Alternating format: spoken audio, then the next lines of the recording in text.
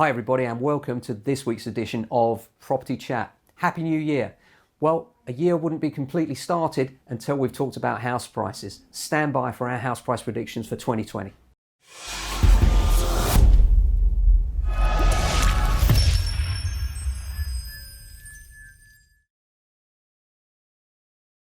Hi everybody. Well, last year we predicted a flat market and we were largely correct. Wasn't rocket science, I would agree with you, but it's what happened. So pleased we got it more or less right. As far as Mark Carney's concerned, you know, the suggestions that it was going to be a tragedy and house prices were going to fall off a cliff, completely unproven and proven to be a myth. As far as house prices this year are concerned, well, we've got certainty, a little bit more certainty anyway, around the Brexit situation. Certainly we've got certainty with the government.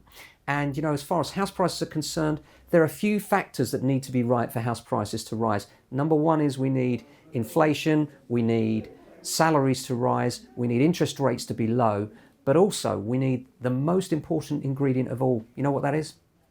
Confidence, simply confidence. And the problem with the marketplace has been over the last few years, there's been none of it.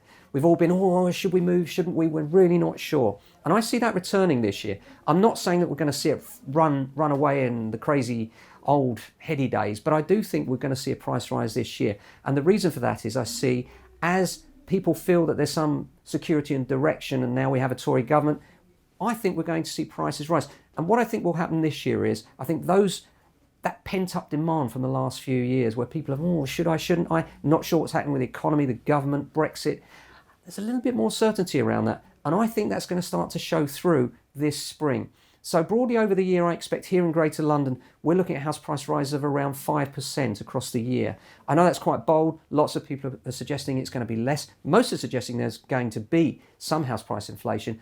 I'm just a little bit more optimistic because in my experience, when house prices start to go, natural greed kicks in and we start to see the demand rise disproportionately. So I think house prices could really surprise people this year in terms of the sales side of the market.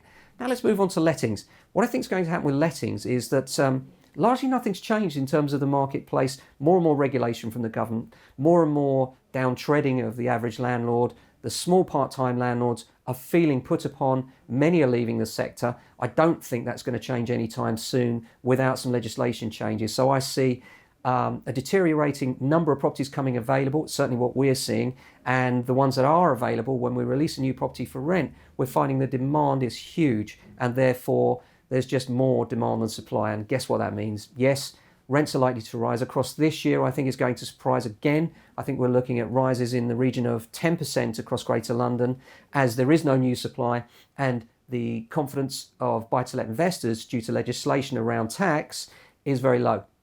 So I suspect broadly we're looking at rises in rents across this year of 10%. What will this bring for the marketplace? I suspect many more sharers, many more families with children going into flats. Rather sad really, but it is what it is, and that's what I suspect will happen this year. So looking forward, a couple of other things we need to mention. Number one, 6th of January is D-Day, that is divorce day, the most likely time that divorces are initiated via the solicitors.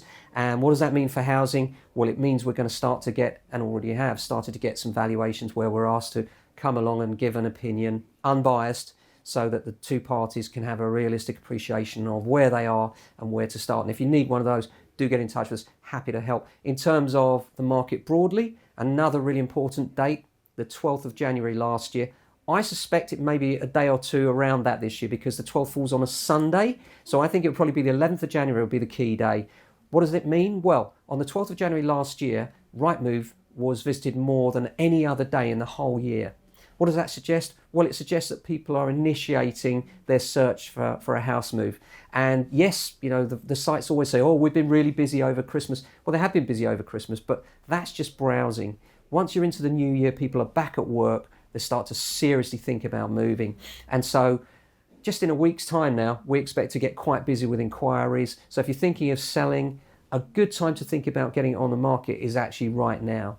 Need more advice or help on that, do give us a call. Thanks for watching this week's edition. Pleasure as always to be back to work. If you need help with your property or advice, always get in touch. It's what we're here for. Lovely to be back. Speak to you again soon. Please click like and subscribe and share. See you soon.